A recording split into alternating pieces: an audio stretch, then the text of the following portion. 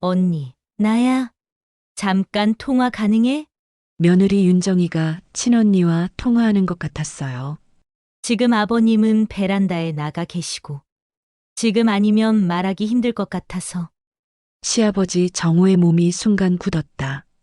자신에 대한 이야기를 하는 게 분명했다. 숨을 죽이고 귀를 기울였다. 올해 안으로 진명이만 재훈 씨 이름으로 바꾸면 돼.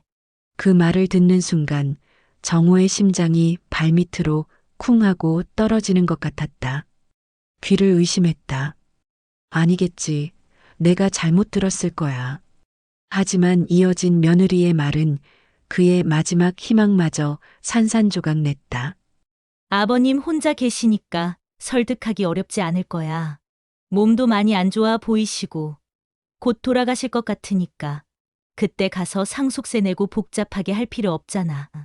미리 명의만 바꿔두면 우리가 편해지니까. 내가 그들에게는 그냥 곧 죽을 늙은이였구나. 담배를 든 손이 덜덜 떨렸다.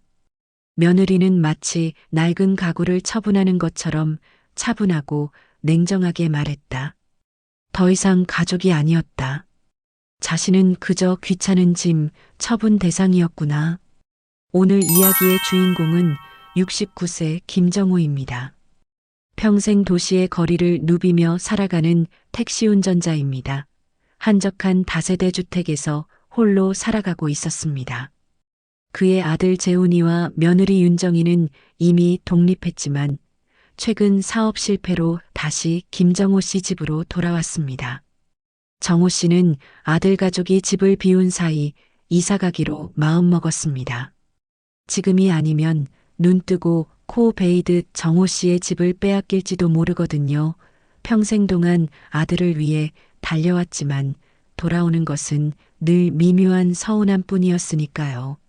아들이 사업 실패 후에 다시 돌아왔을 때 한때는 손자가 뛰노는 소리, 아들과 며느리의 웃음이 곧 인생의 행복이라 믿었지만 언제부터인가 그 웃음은 정호 씨에게 부담이 되고 마음 한켠엔 늘 씁쓸한 그림자가 드리워졌습니다. 매번 명절 때가 되면 아들은 처가댁에서 명절을 보내고 왔습니다. 결코 한 번도 명절날 아침 식사 한 번 한 적이 없었습니다. 명절뿐만이 아니고 서운한 것들은 너무나 많았습니다. 그때마다 속으로만 사귀며 꾹 참았습니다. 하지만 이제는 참을 수 없었습니다. 재훈이 장모가 생일이라서 이틀 동안 처가 식구들과 제주도로 여행을 떠난다고 했습니다. 그 순간 정호는 결심했습니다. 이번에는 내가 아들에게 본때를 보여주자고 다짐했습니다. 김정호는 평생을 택시 운전대와 함께 살아왔습니다. 새벽 어스름이 채 거치기 전부터 거리로 나가 손님을 태우고 깊은 밤이 되어서야 집으로 돌아오는 일장이었죠. 30년 넘게 반복된 하루하루였지만 그에게는 한 번도 무료하지 않았습니다. 운전대를 잡을 때마다 느끼는 그 묵직한 감촉. 엔진이 돌아가는 소리와 함께 시작되는 하루는 언제나 새로웠습니다. 도시의 혈관 같은 도로 위를 달리며 그는 수많은 사람들의 삶을 스쳐 지나갔죠. 출근길 회사원의 피곤한 한숨, 병원으로 급히 향하는 가족의 초조함, 공항에서 고향으로 돌아가는 노인의 설렘까지 그의 택시는 작은 인생극장이었습니다. 아저씨, 빨리 좀 가주세요. 천천히 가세요. 시간 많아요. 매일 들리는 서로 다른 목소리들이었지만 정호에게는 모두 소중했습니다. 그들 하나하나가 자신의 삶을 이어가게 해주는 고마운 인연이니까요. 그가 번 돈은 결코 많지 않았습니다. 때로는 기름값도 겨우 나올 만큼 적었던 날들도 있었죠. 하지만 정호는 한 푼 한 푼을 아껴가며 성실하게 모았습니다. 아내 순자와 함께 꿈꿔왔던 작은 소망 하나를 위해서였어요.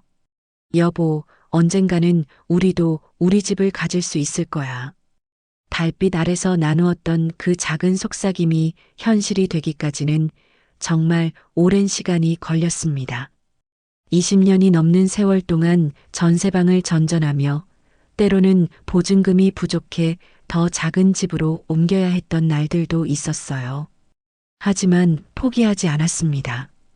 그리고 마침내 아들 재훈이가 고등학교에 들어가던 해봄 꿈에 그리던 작은 집을 마련할 수 있었습니다.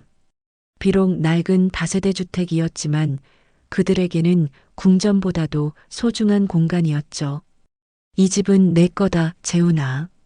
정우는 아들의 어깨에 손을 올리며 말했습니다. 내가 자랄 터전이고 나와 내 엄마가 평생을 바쳐 만든 보금자리란다. 그 말 속에는 자랑스러움과 함께 깊은 안도감이 스며 있었습니다. 드디어 아들에게 떳떳한 아버지가 될 수 있다는 기쁨이었죠. 하지만 세월은 잔인했습니다. 집을 마련한 지 채 5년이 되지 않아 아내 순자가 갑작스럽게 세상을 떠났어요. 평소 건강하던 그녀가 어느 날 갑자기 쓰러져 병원으로 실려갔고 의사는 말했습니다. 너무 늦었다고. 아내를 잃은 후의 집은 달랐습니다. 한때는 따뜻한 웃음소리로 가득했던 공간이 이제는 정막만이 흐르는 곳이 되어버렸죠. 재훈이는 대학생이 되어 기숙사에서 지내고 정우 혼자 남은 집에는 그의 발걸음 소리만이 쓸쓸하게 메아리 쳤습니다. 그럼에도 이 집은 여전히 그에게 의미가 있었습니다. 순자와 함께 꿈꿨던 보금자리이자 홀로 버티며 살아가는 삶의 마지막 자존심이기도 했거든요. 매일 아침 현관문을 나서며 매일 밤 그 문을 열며 집으로 돌아오는 일상. 그것만은 변하지 않았습니다. 택시 운전대를 잡은 지 어언 30년. 정호의 손은 이제 거칠어졌고 허리도 예전 같지 않았어요. 하지만 여전히 새벽이면 일어나 운전대를 잡습니다.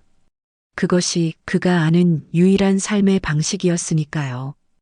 오늘도 어김없이 새벽 5시에 눈을 뜬 정호는 간단히 세수를 하고 현관으로 향했습니다. 신발을 신으며 문득 생각했죠. 오늘은 또 어떤 사람들을 만나게 될까? 그렇게 또 하루가 시작되었습니다. 어느 날 유난히 비가 내리던 가을 저녁 아들 재훈이가 돌아왔습니다. 정우가 하루 운행을 마치고 집에 들어서려던 참에 익숙한 목소리가 들려왔어요. 아버지. 현관 앞에 서 있는 아들의 모습을 본 순간 정우의 가슴 한켠이 뜨끔했습니다. 재훈의 표정에서 무언가 일이 잘못되었다는 걸 직감할 수 있었거든요. 그 뒤로는 며느리 윤정이가 손녀 서연이의 손을 꼭 잡고 서 있었죠. 재훈아, 갑자기 웬일이니? 아버님, 안녕하세요. 윤정이 조심스럽게 인사했습니다. 결혼한 지 벌써 6해가 되었지만 시아버지 앞에서는 여전히 어색해하는 며느리였어요. 특히 이런 상황에서는 더욱 그랬죠. 할아버지. 5살 서연이만이 밝게 웃으며 달려왔습니다. 정우의 얼굴에 처음으로 미소가 번졌어요. 손녀를 안아올리며 그는 물었습니다. 서연아, 할아버지 보고 싶었어? 응, 할아버지 집에서 자고 싶어요. 아이의 순진한 말에 어른들은 잠시 침묵했습니다. 재훈이 머뭇거리며 입을 열었어요. 아버지, 사업이 잘못됐습니다. 그 한마디에 모든 게 설명되었습니다. 3년 전 친구와 함께 시작한 작은 음식점이 결국 문을 닫게 되었다는 이야기였죠. 처음에는 잘 되는 것 같았는데 주변에 큰 상가가 생기면서 손님들의 발길이 뚝 끊어졌다고 했어요. 전세금도 다 날렸습니다. 아버지, 정말 죄송해요. 재훈의 목소리가 떨렸습니다. 35의 나이에 아내와 아이를 데리고 아버지 집으로 다시 들어온다는 것이 얼마나 자존심 상하는 일인지 정우는 누구보다 잘 알고 있었어요. 그래, 들어와라. 우선 들어와서 이야기하자. 정우가 현관문을 활짝 열었습니다. 오랫동안 혼자 살던 집에 갑자기 4명이 들어오니 좁게 느껴졌지만 이상하게 마음은 따뜻해졌어요. 아버지, 잠깐만 신세 질게요. 정말 잠깐만요. 재훈이 거듭 말했지만 정우는 그 잠깐이 얼마나 길어질지 어렴풋이 알고 있었습니다. 요즘 세상이 어디 그렇게 쉬운가요? 하지만 마다할 이유는 없었어요. 적적한 노년의 집에 다시 옹기와 발자국 소리가 깃드는 게 싫지 않았거든요. 괜찮다, 재훈아. 집이라는 게 원래 그런 거 아니겠니? 정우는 손녀의 머리를 쓰다듬으며 말했습니다. 가족이 힘들 때 돌아올 수 있는 곳, 그게 집이지. 그날 밤 오랜만에 집안 곳곳에서 사람 사는 소리가 들렸습니다. 윤정이 부엌에서 설거지하는 소리, 서연이가 거실에서 장난감을 가지고 노는 소리, 재훈이가 방에서 전화 통화하는 소리까지 모든 소리가 정우에게는 오랫동안 잊고 있던 가족의 향기같이 느껴졌어요. 하지만 동시에 걱정도 스물스물 올라왔습니다. 내 식구가 생활비는 어떻게 할 것인지, 재훈이는 다시 일자리를 찾을 수 있을지, 며느리는 이 좁은 집에서 불편하지는 않을지 생각할 것들이 한둘이 아니었죠. 그래도 그날 밤 정우는 오랜만에 편안한 잠을 잤습니다. 집안에 사람들이 있다는 것만으로도 마음이 놓였거든요. 새벽에 일어나 운전대를 잡으러 나갈 때도 집에 돌아갈 사람들이 있다는 생각에 발걸음이 한결 가벼워졌습니다. 변화는 그렇게 시작되었어요. 조용했던 집이 다시 살아나기 시작한 것이죠. 가족이 함께 사는 생활이 시작된 지 벌써 3년이 흘렀습니다. 정우는 처음 품었던 기대가 조금씩 빛이 발해가는 것을 느꼈어요. 특히 명절이 다가올수록 그 쓸쓸함은 더욱 짙어졌죠. 첫 번째 추석이었습니다. 정우는 며칠 전부터 마음속으로 기대하고 있었어요. 이번에는 우리 집에서 가족끼리 함께 지내고 손녀 서연이에게 조상에 대한 이야기도 들려줄 수 있을 거라고 생각했습니다. 하지만 추석 며칠 전 재훈이 조심스럽게 말을 꺼냈어요. 아버지, 이번 추석에는 처가에 가야 할 것 같아요. 정우의 마음이 순간 무너져 내렸습니다. 하지만 표정은 애써 담담하게 유지했죠. 그래, 그렇구나. 장모님이 몸이 많이 안 좋아지셔서요. 올해가 마지막이 될지도 모른다고 하시네요. 재훈의 설명은 타당했습니다. 정우도 이해할 수 있었어요. 하지만 가슴 한편이 텅 비는 것 같은 허전함은 어쩔 수 없었죠. 다음에 설날에도 아들은 처가에 간다고 했어요. 아버지, 이번에도 처가에서 꼭 오라고 하는데 같이 가실래요? 아니다. 너희끼리 가거라. 나는 집에서 쉴게. 정우는 일부러 무심한 듯 말했습니다. 사실은 어색할까봐, 민폐가 될까봐 걱정되는 마음이 더 컸지만요. 설날 당일 새벽 재훈 가족은 큰 가방들을 챙겨나갔습니다. 서연이가 할아버지에게 뽀뽀를 해주며 말했어요. 할아버지, 빨리 올게요. 그래, 서연아. 조심히 다녀와라. 정우는 현관 앞에서 그들이 택시에 타는 모습까지 지켜봤습니다. 택시가 골목 끝으로 사라질 때까지 서 있다가 천천히 집 안으로 돌아왔어요. 갑자기 집안이 무덤처럼 조용해졌습니다. 며칠 전까지만 해도 서연이의 웃음소리와 윤정이 부엌에서 바쁘게 움직이는 소리로 가득했던 집이 순식간에 예전의 고적막함으로 돌아갔죠. 정우는 부엌에서 혼자 떡국을 끓였습니다. 순자가 살아있을 때는 늘 함께 만들던 명절 음식이었어요. 떡을 썰며 문득 아내가 생각났습니다. 여보, 재훈이가 장가 간다고 했을 때 얼마나 기뻐했는지 기억하지? 손자까지 낳아주고. 그런데 왜 이렇게 외로울까? 끓는 떡국에서 김이 모락모락 올라왔습니다. 정우는 상에 그릇 하나만 놓고 앉았어요. 텔레비전에서는 명절 특집 프로그램이 나오고 있었지만 웃음소리가 더욱 쓸쓸하게 들릴 뿐이었죠. 오후에 재훈이에게서 전화가 왔습니다. 아버지, 잘 계세요? 처가에서 정말 잘해주네요. 아버지도 오시면 좋을 텐데. 그래, 너희끼리 재미있게 놀아라. 네, 그럼 내일 저녁에 들어갈게요. 전화를 끊고 나니 더욱 적막했습니다. 정우는 남은 떡국을 바라봤어요. 절반도 먹지 못한 채 식어버린 떡국이 왠지 자신의 처지 같아 보였습니다. 결국 그는 그 떡국을 묵묵히 싱크대에 부어버렸습니다. 물과 함께 하수구로 흘러내려가는 하얀 국물을 보며 명절이 뭐 대단한 거라고 하고 중얼거렸죠. 그런데 이런 일이 한 번으로 끝나지 않았습니다. 그의 설날도 그 다음의 추석도 마찬가지였어요. 재훈의 말은 늘 똑같았습니다. 아버지, 다음에는 같이 가시죠. 하지만 그 다음은 한 번도 오지 않았습니다. 정우는 점차 명절이 다가오는 것이 두려워졌어요. 가족이 집에 있으면서도 더 외로운 명절을 보내야 한다는 것이 얼마나 쓸쓸한 일인지 뼈저리게 느꼈거든요. 세 번째 설날 아침, 정우는 더 이상 떡국을 끓이지 않았습니다. 대신 간단히 라면 하나로 끼니를 때우고 일찍 택시를 몰고 나갔어요.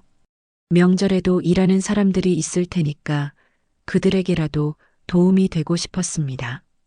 그날 밤 늦게 집에 돌아오니 재훈 가족이 이미 돌아와 있었습니다. 서연이가 할아버지를 보고 달려왔어요.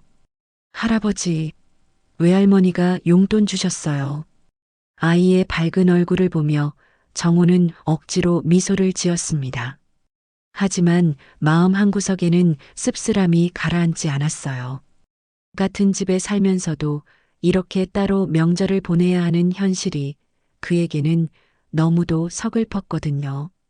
봄이 찾아온 어느 화창한 날이었습니다. 서연이가 유치원에서 돌아와 신나게 말했어요. 할아버지, 다음 주에 미술대회가 있어요. 할아버지도 와주실 거죠?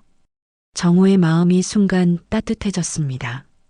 손녀가 자신을 초대한 것이 그렇게 고마울 수가 없었어요.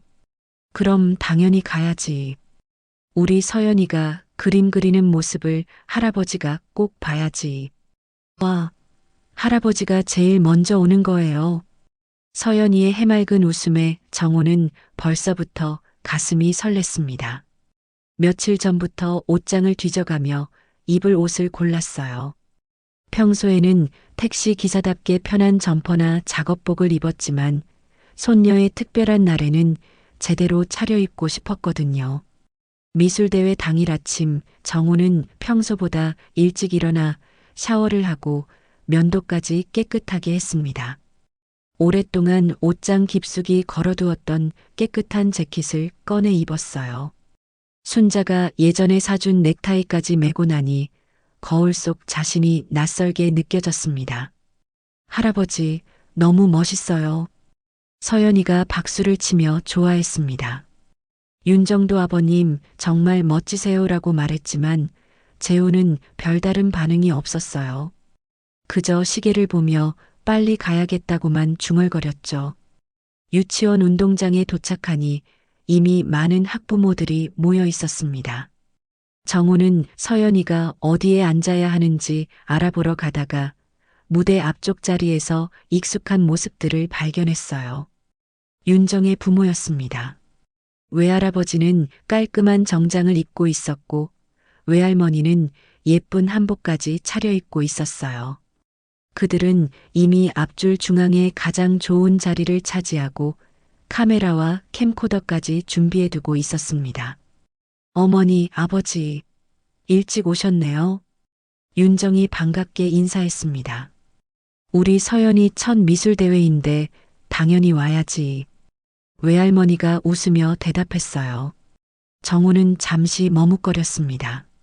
같이 앉을까 하다가 왠지 모르게 어색해서 조금 떨어진 곳에 자리를 잡았어요. 멀찍이 서서 무대를 바라보았습니다. 미술대회가 시작되자 아이들이 하나둘 무대 위로 올라갔어요.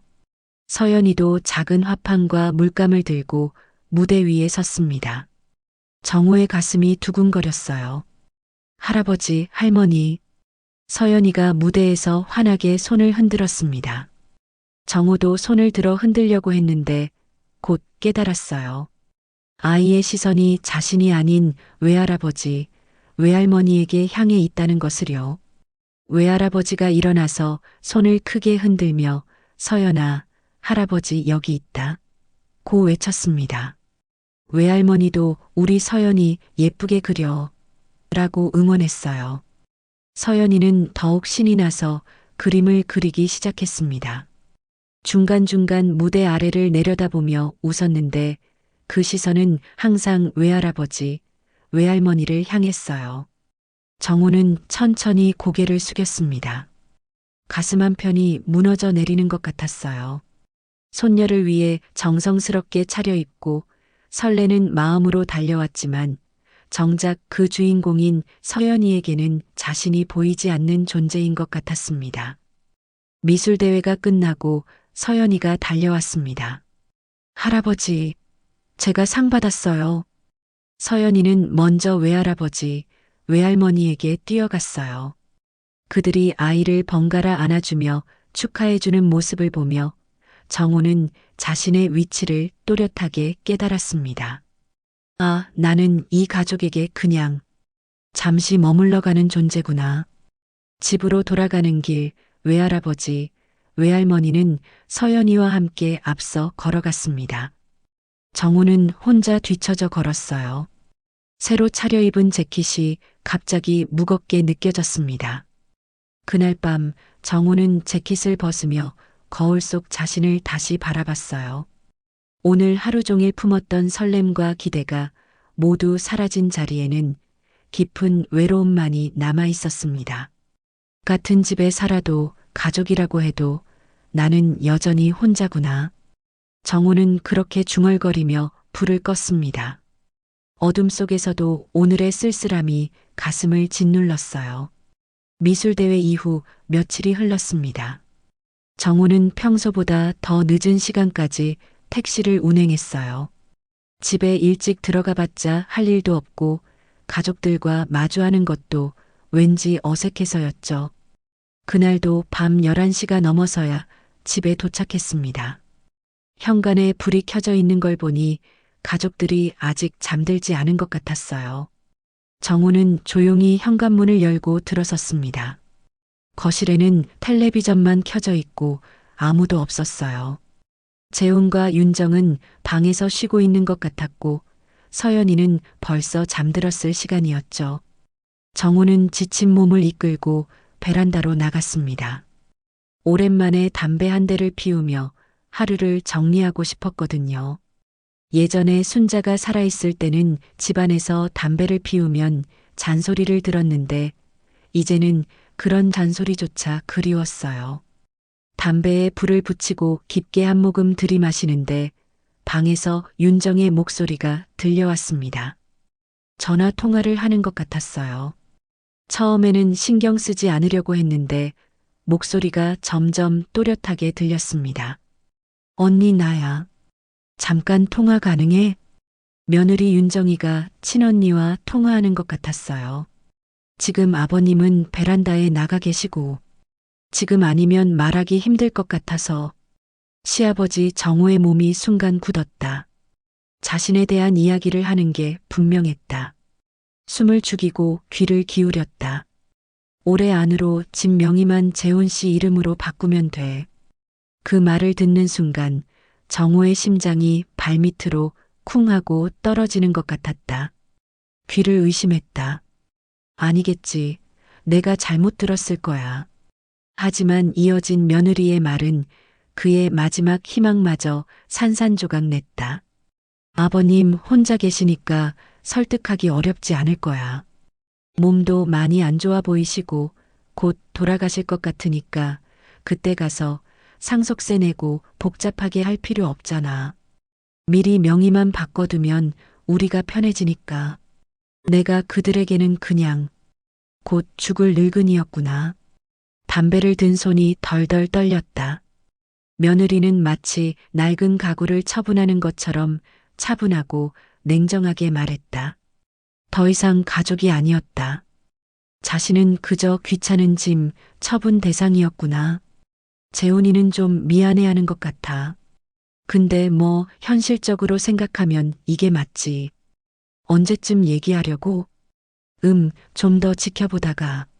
시아버지 기분 좋을 때 슬쩍 말씀드려 봐야지.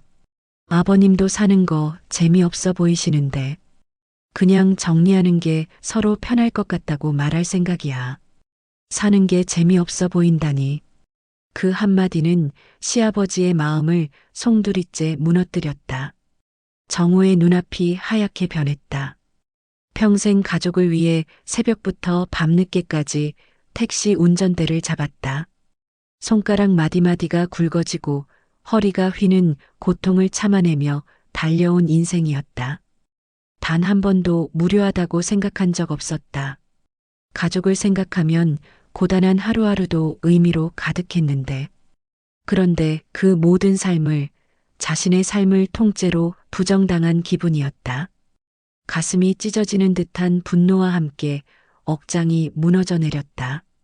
평생을 다해 쌓아 올린 삶의 터전이, 아내와의 소중한 추억이 깃든 공간이 자식의 욕심에 의해 언제든 팔아치울 수 있는 상품으로 전락했다는 사실이 그를 극도의 절망에 빠뜨렸다. 손에 힘이 풀려 담배가 베란다 바닥으로 떨어졌다. 타들어가는 담배꽁초의 불씨를 보며 정호는 생각했다. 그래, 나에게 남은 게 무엇이 있나? 내 평생을 바친 가족은 이미 나를 버렸는데. 그는 더 이상 이 집에 머물 이유가 없다고 생각했다. 가족이라는 이름으로 위장한 이 탐욕스러운 사람들로부터 자신을 지켜야 했다. 더 이상은 무기력하게 당하고만 있지 않겠다고, 남은 생만이라도 오롯이 자신을 위해 살겠다고 다짐했다. 다음 날 저녁 정호는 평소보다 일찍 택시 차고에 차를 맡겼습니다. 하지만 곧바로 집으로 돌아가고 싶지 않았어요.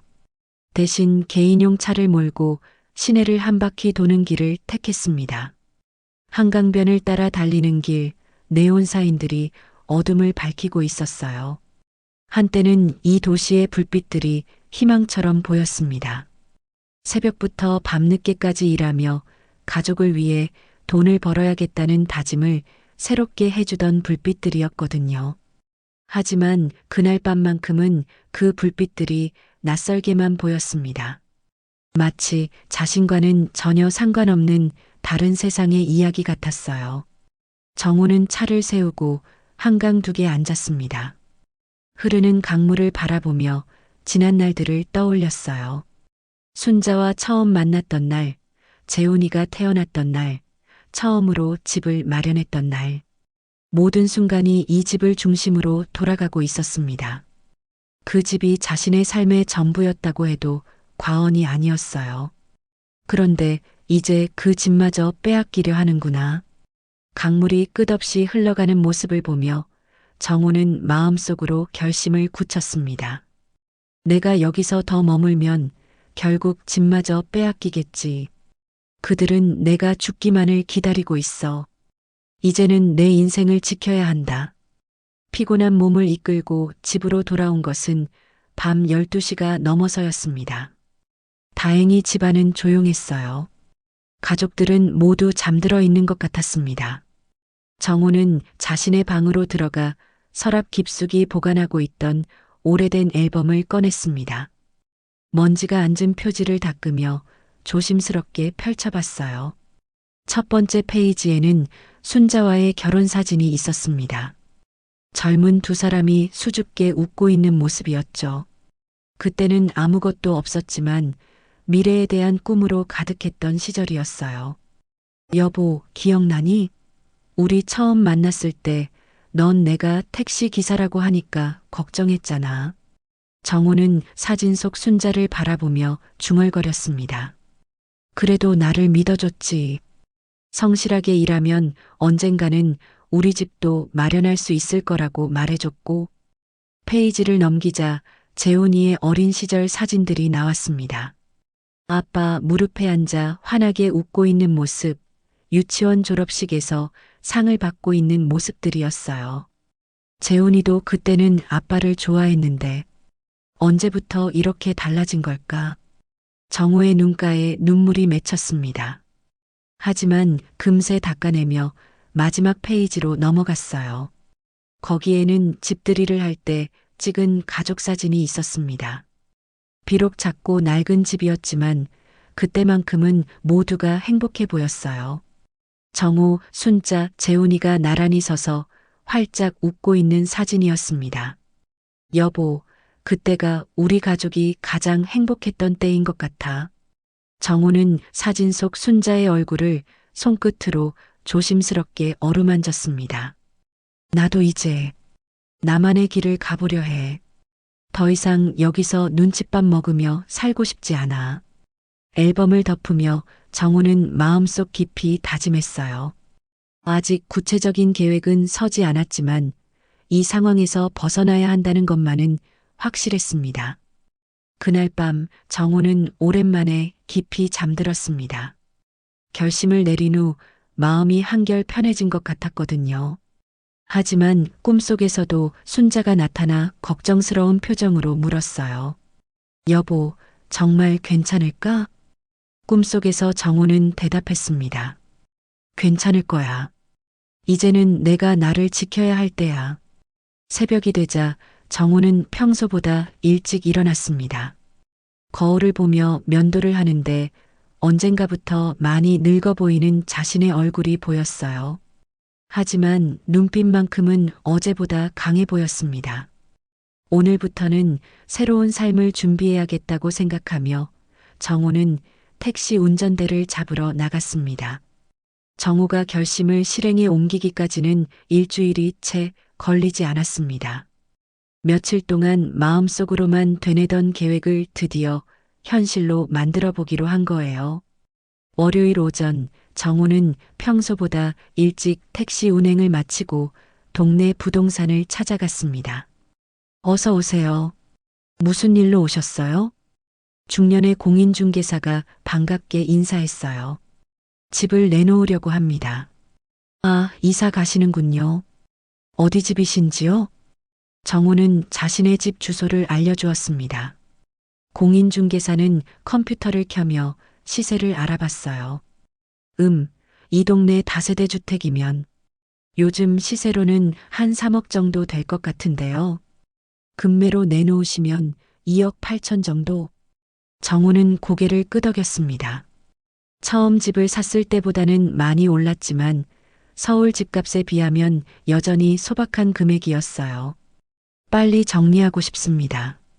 그러시면 이번 주 안에 내놓아 볼게요.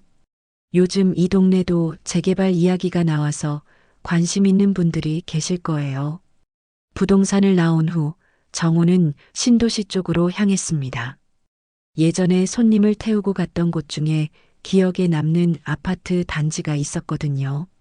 분당의 한 구석에 자리 잡은 20년 된 아파트 단지였어요. 화려하지는 않았지만 조용하고 깔끔해 보였습니다.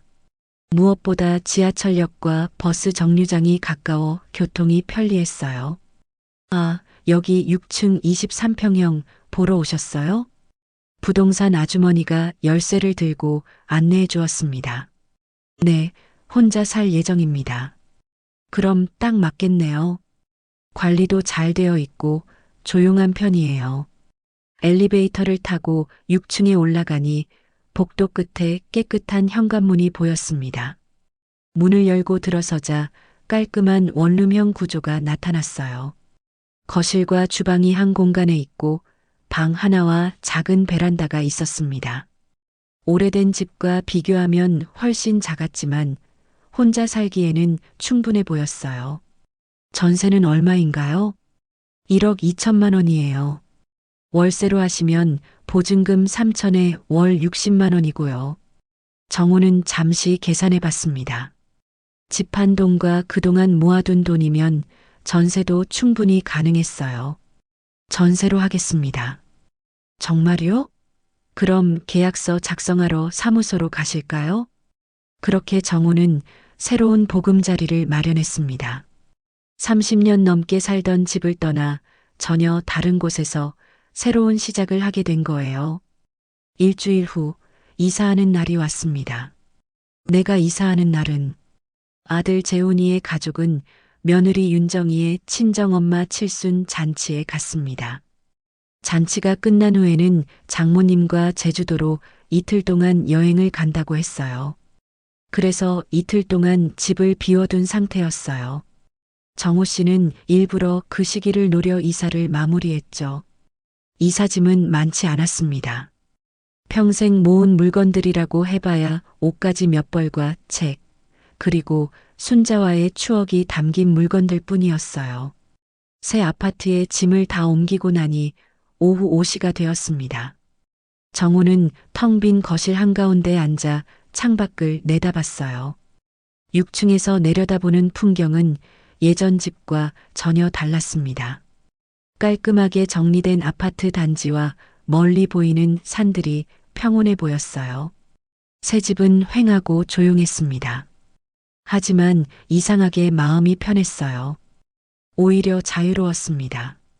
누구의 눈치도 보지 않아도 되고 누구에게도 속박되지 않는 자신만의 공간이라는 사실이 마음을 위로했거든요. 그날 밤 정호는 바닥에 이불을 깔고 잠자리에 들었습니다. 아직 가구도 제대로 갖춰지지 않았지만 오랜만에 편안한 잠을 잤어요. 새벽에 일어난 정호는 베란다 문을 열고 아침 공기를 마셨습니다. 상쾌했어요.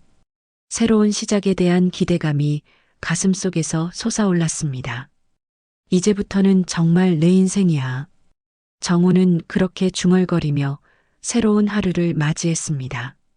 정호가 이사를 간 지 사흘이 지났습니다.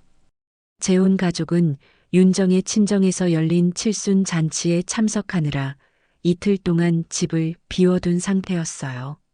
정호는 일부러 그 시기를 노려 이사를 마무리했죠. 화요일 오후 재훈 가족이 큰 가방들을 끌고 집으로 돌아왔습니다. 서연이가 제일 먼저 달려와 현관문을 열었어요. 할아버지, 우리 왔어요. 하지만 집 안에서 들려온 건 할아버지의 대답이 아니라 낯선 사람들의 목소리였습니다. 누구세요? 현관에 서 있던 중년 남성이 서연이를 보고 놀라며 물었어요. 그 뒤로 재훈과 윤정이 급하게 들어왔습니다. 여기가 저희 집인데 누구십니까? 재훈이 당황하며 말했어요. 집 안에는 청소 도구를 든 사람들이 있었고 거실 곳곳에는 포장지와 상자들이 놓여 있었습니다. 저는 이 집 새 주인입니다. 입주 청소 중이에요. 새 주인이라니요? 무슨 말씀이세요? 윤정이 얼굴이 창백해졌어요. 그러고 보니 원래 여기 사시던 분들이신가 보네요. 며칠 전에 김정호 씨한테서 집을 사서. 그 순간 재훈의 핸드폰이 울렸습니다. 정호에게서 온 전화였어요. 아버지. 재훈이 다급하게 전화를 받았습니다. 재훈아, 집에 도착했구나. 정호의 목소리는 평소와 다름없이 차분했어요. 아버지, 이게 무슨 일이에요? 집에 다른 사람들이 있어요. 그래, 그분들이 새 주인이다. 아버지, 무슨 말씀을? 왜 갑자기 집을 팔으신 거예요? 재훈의 목소리가 떨렸습니다. 윤정이 옆에서 불안한 표정으로 바라봤어요. 이제 그 집은 내 집이 아니다. 정호가 담담하게 말했어요. 이제 우리는 따로 산다. 아버지, 갑자기 왜 이러세요? 우리가 뭘 잘못했다고. 재훈이 당황해 손을 내저으며 말했지만 정호의 목소리에는 흔들림이 없었습니다. 재훈아, 가족이라면서 날 가족으로 대하지 않은 건 너이다. 그 말에 재훈은 할 말을 잃었어요. 무슨 의미인지 정확히 알 수는 없었지만 아버지의 목소리에서 깊은 상처를 느낄 수 있었거든요. 아버지, 지금 어디 계세요? 걱정하지 마라. 나는 안전한 곳에 잘 있다. 아버지, 제발 다시 생각해 보세요. 우리가 이야기해봐요. 하지만 정호는 이미 전화를 끊어버렸습니다. 새 주인이 미안한 표정으로 다가왔어요. 저기, 이런 상황인 줄 몰랐습니다. 혹시 짐은 따로 빼놓으신 게 있나요? 재호는 멍하니 고개를 저었어요. 아니요. 저희도 몰랐어요. 그럼 짐을 정리하실 시간이 필요하시겠네요. 오늘 중으로만 정리해 주시면. 윤정이 급하게 방으로 들어가 봤어요. 평소 시아버지가 쓰던 방은 이미 텅 비어 있었습니다. 옷장도 서랍도 모두 비워져 있었어요. 여보, 아버님이 정말 이사 가신 것 같아. 윤정의 목소리가 떨렸습니다. 서연이가 큰 소리로 울음을 터뜨렸어요. 할아버지는 어디 갔어요? 왜 안 와요?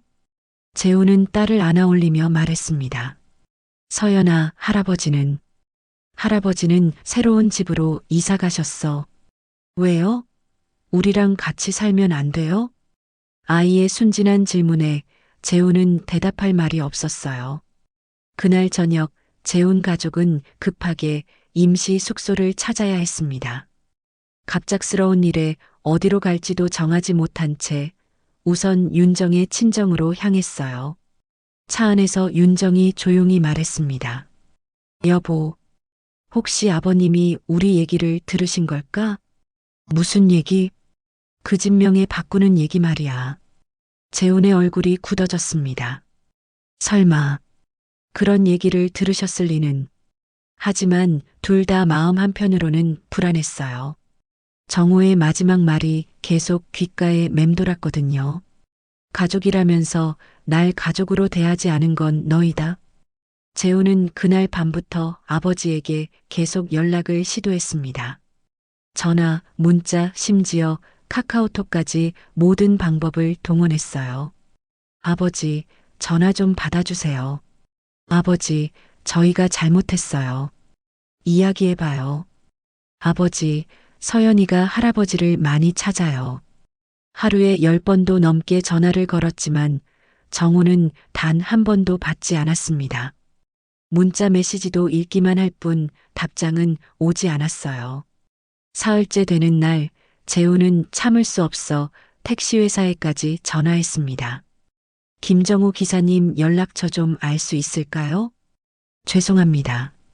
개인정보라서 알려드릴 수 없어요. 무슨 일이시죠? 아들입니다. 아버지와 연락이 안 되어서. 아, 그런 사정이라면. 잠시만요. 김정우 기사님께 아드님이 찾으신다고 전해드릴게요. 하지만 그날도 정호는 연락하지 않았습니다. 정호는 그동안 새로운 삶에 적응하기 위해 애쓰고 있었어요. 아침에 일어나면 간단히 토스트와 커피로 아침을 해결하고 평소보다 일찍 나가서 택시 운행을 시작했습니다. 휴대폰이 울릴 때마다 가슴이 순간 두근거렸지만 재훈이라는 이름을 확인하면 그냥 꺼버렸어요. 이제 와서 무슨 소용이야. 정호의 마음은 이미 단단히 굳어 있었습니다. 어느 날 오후 정호가 택시 안에서 점심을 먹고 있을 때 낯선 번호로 전화가 왔어요. 혹시 손님일 수도 있다는 생각에 받아봤습니다. 여보세요? 할아버지. 서연이의 목소리였습니다. 윤정의 핸드폰으로 건 것 같았어요. 서연아. 정호의 목소리가 순간 부드러워졌습니다. 할아버지, 왜 안 와요? 서연이가 할아버지 보고 싶어요. 아이의 순진한 목소리에 정호의 가슴이 먹먹해졌어요. 서연아, 할아버지는 이제 다른 곳에서 살아. 왜요? 우리 집으로 다시 와요. 서연아. 정호가 말을 잇지 못하고 있을 때 윤정이 전화를 받아갔습니다. 아버님, 저예요. 윤정이에요. 아버님, 정말 죄송해요. 저희가 정말 잘못 생각했어요. 정호는 침묵했습니다. 아버님이 혹시 제 전화 내용을 들으셨나 봐요. 정말 그런 뜻이 아니었어요. 아버님을 위해서 하는 얘기였는데 내가 언제 죽을지 모르니까 미리 준비해 두자는 얘기였지. 정호가 차갑게 말했습니다. 아버님, 윤정아, 이제 그만 연락해라. 나는 나대로 살까 한다. 정우는 그렇게 말하고 전화를 끊었습니다. 그날 저녁 재훈이 직접 정우의 새 아파트를 찾아왔어요. 아파트 경비실에서 확인 전화를 받고 정우는 잠시 고민했습니다. 만나봐야 소용없을 텐데. 하지만 결국 올라오라고 했어요. 초인종이 울리고 정우가 문을 열자 재훈이 고개 숙인 채 서 있었습니다. 아버지, 들어와라. 정우는 무표정하게 말했어요. 재훈은 아버지의 새 집을 둘러봤습니다. 작지만 깔끔했고 필요한 것들은 다 갖춰져 있었어요. 아버지, 정말 죄송해요. 재훈이 무릎을 꿇으며 말했습니다. 저희가 정말 잘못 생각했어요. 아버지를 그런 식으로 생각했다는 게. 재훈아, 정우가 조용히 말했어요. 너도 이제 아빠잖니. 내 가족을 챙기는 게 당연하다. 아버지. 하지만 나를 그런 식으로 생각했다는 건 슬펐다. 나를 가족이라고 생각하지 않았구나 싶어서. 재훈의 눈에 눈물이 맺혔어요. 아버지는 가족이에요. 저에게 가장 소중한. 재훈아, 이제 됐다. 정우가 손을 들어 말을 막았습니다. 나도 이제 내 인생을 살아보려고 한다. 너희들에게 부담 주지 않게 말이야. 아버지, 다시 돌아와 주세요. 제발. 하지만 정우는 고개를 저었어요. 재훈아, 어떤 다리는 한번 부서지면 다시 놓기 어려운 법이야. 단호하게 아들을 밀어내고 보니 눈물을 흘리는 아들의 간절한 마음이 진심인 것 같습니다. 김정우 씨는 아들을 다독여주고 싶었습니다. 지금은 나에게 많은 시간이 필요하구나. 시간을 보내면서 우리가 너무 그리워질 때 만나자꾸나. 그날 밤 재훈이 돌아간 후 정우는 베란다에 나가 담배를 피웠습니다.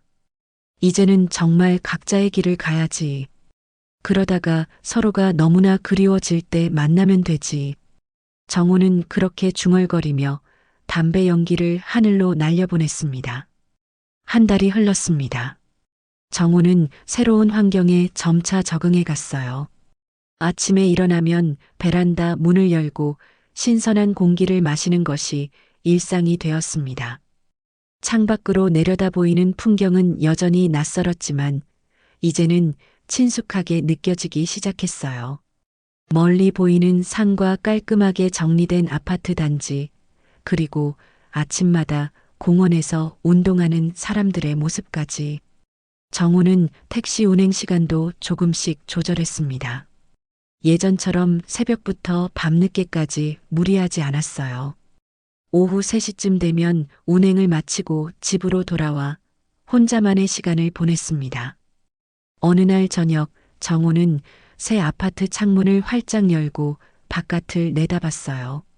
붉은 석양이 도시의 빌딩들 사이로 스며들고 있었습니다.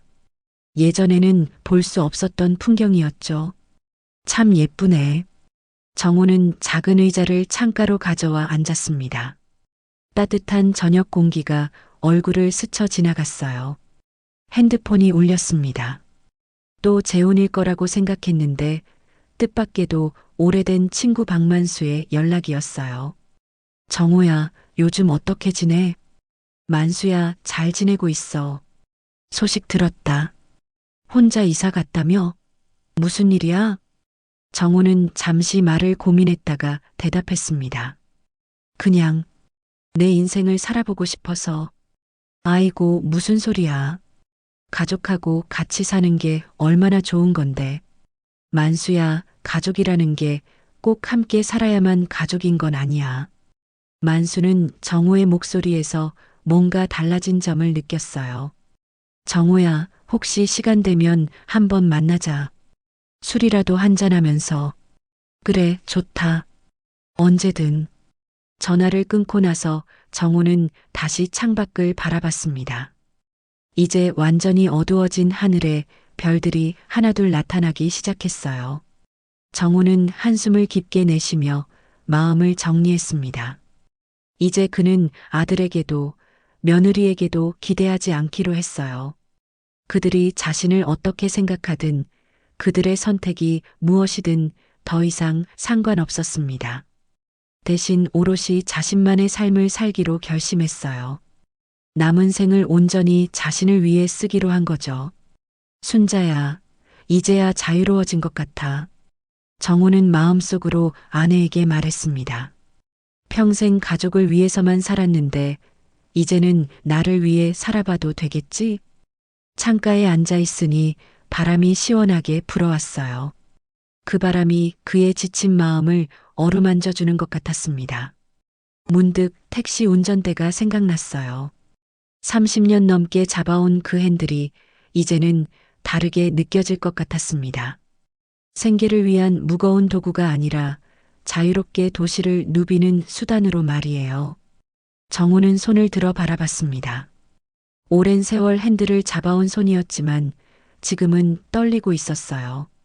하지만 그 떨림은 두려움이 아니라 새로운 시작에 대한 전율이었습니다. 이제 뭐라고 살까? 정우는 처음으로 그런 생각을 해봤어요. 지금까지는 항상 가족을 위해, 생계를 위해 살았는데 이제는 정말로 자신이 하고 싶은 일을 찾아볼 수 있을 것 같았습니다. 여행을 떠나볼 수도 있고 새로운 취미를 찾아볼 수도 있겠죠. 아니면 지금까지처럼 택시를 운전하되 좀 더 여유롭게 할 수도 있고요. 늦었지만 이제야 진짜 자유를 얻은 듯 했습니다. 그날 밤 정우는 일찍 잠자리에 들었어요. 내일 아침이 기대되었거든요. 처음으로 누구를 위해서가 아닌 온전히 자신을 위한 하루를 보낼 수 있을 테니까요. 꿈속에서 순자가 나타났습니다. 여보, 행복해 보인다. 응, 마음이 한결 가벼워졌어. 그럼 됐어. 이제 정말 내 인생을 살아봐. 고마워, 여보. 항상 내 편이 되어줘서. 아침이 되자 정우는 상쾌한 기분으로 눈을 떴어요. 창문을 열고 깊게 숨을 들이마셨습니다. 새로운 하루, 새로운 시작이었습니다. 정우는 거울을 보며 미소를 지었어요. 오랜만에 진짜 웃음이었습니다. 이제 그의 삶은 정말로 그만의 것이 되었어요.